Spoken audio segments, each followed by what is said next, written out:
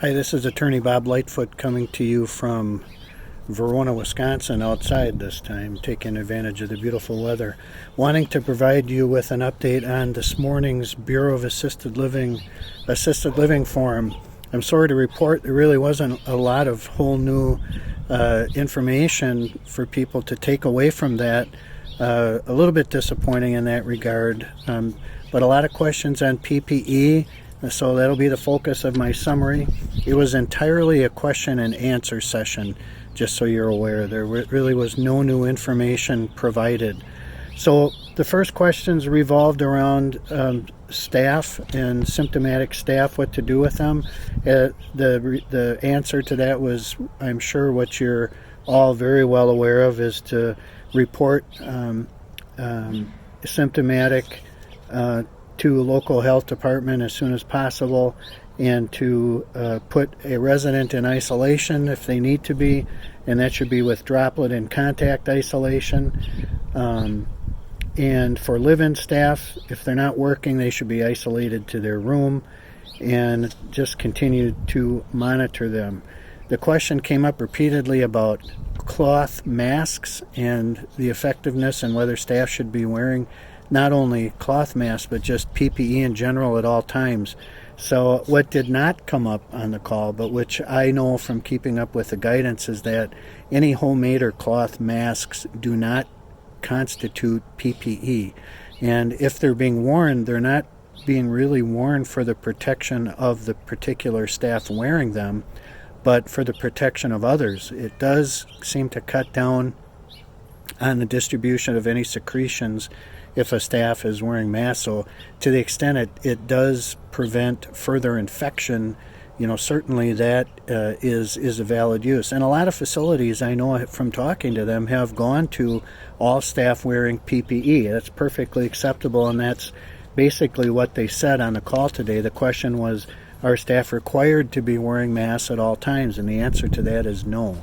There's just not enough PPE available. There's a critical shortage, especially for assisted living, as I understand it. So that was a lot of the questions. There was a question about whether or not RCACs should only be admitting COVID-19 negative residents back into the facility from the hospital if residents go out. I think DHS has been pretty consistent in their response. Is admissions are not to be discouraged. You cannot really insist that a resident coming to your RCAC is COVID-19 negative. You'd obviously like to know, but that's not always the case. You do want to know if they're symptomatic, however, and if they do show symptoms, you may want to talk to the hospital about that, and maybe that's not a resident you'd want to accept back. Another question was, should podiatry be invited into the building for routine diabetic toenail care? And the answer to that was, by Kathy Lyons, that should be deferred for now, unless it's a critical need. Unless there's something about that foot or toenail or toe that's interfering with a resident's care that needs to be addressed right now, then admit that practitioner in after you've done the appropriate screening, and that should be okay.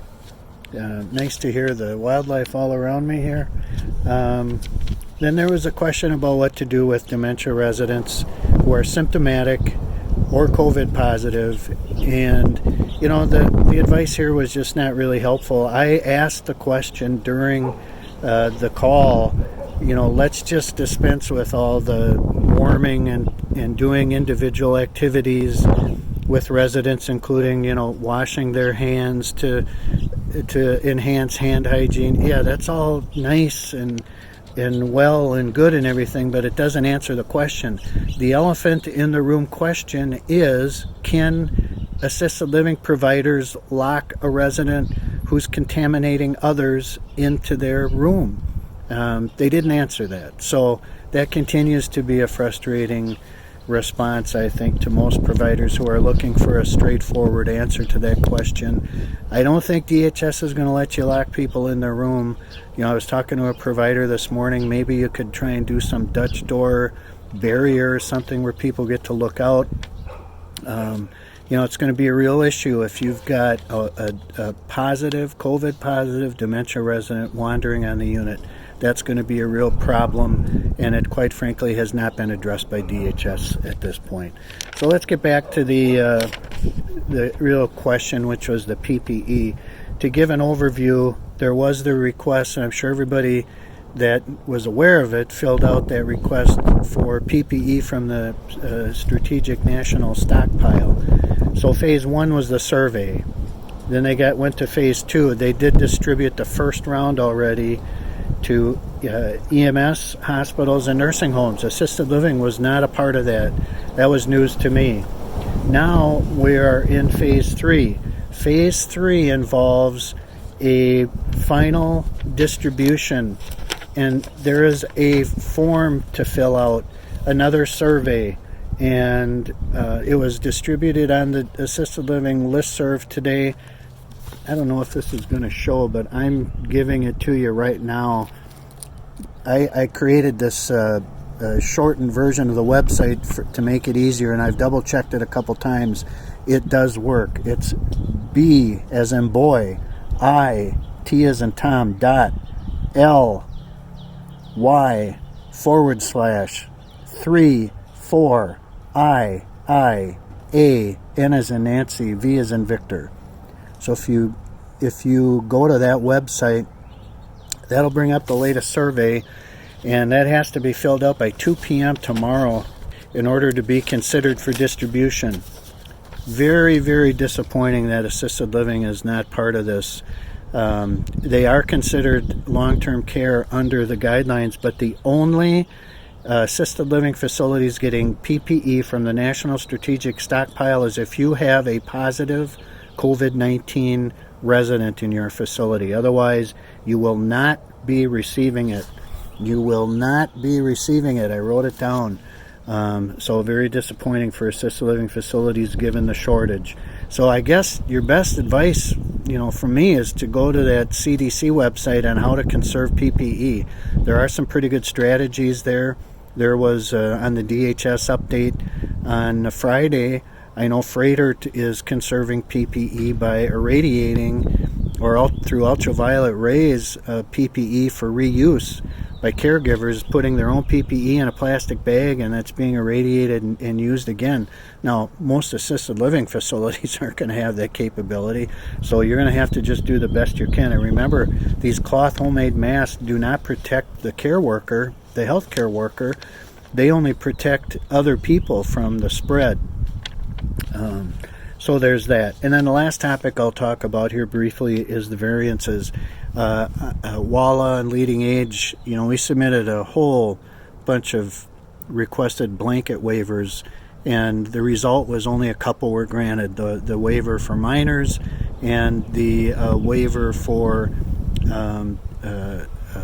assessments being done after the fact, and those are going to be variances. So the two questions that came up on variances today that they're saying they're almost blanket approving, but you still have to individually provide those, are going to be on the issues of the TB testing and communicable disease, both for staff starting employment and for residents at admission.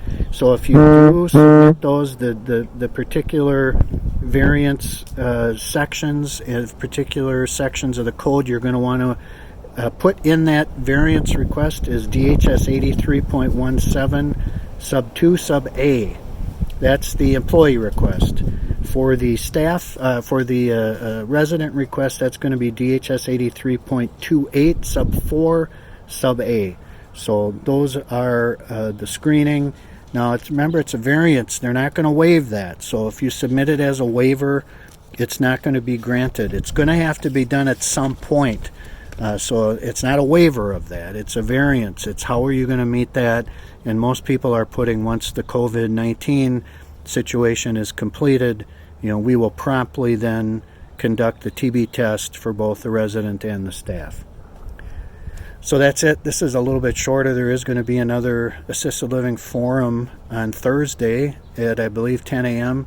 check your listserv for that and stay up to date. And for now, this is Attorney Bob Lightfoot at Reinhardt Berner Van Duren signing off. As always, if you have any questions, please get in touch with me. I'm happy to work any issues that you're facing through with you. Thank you.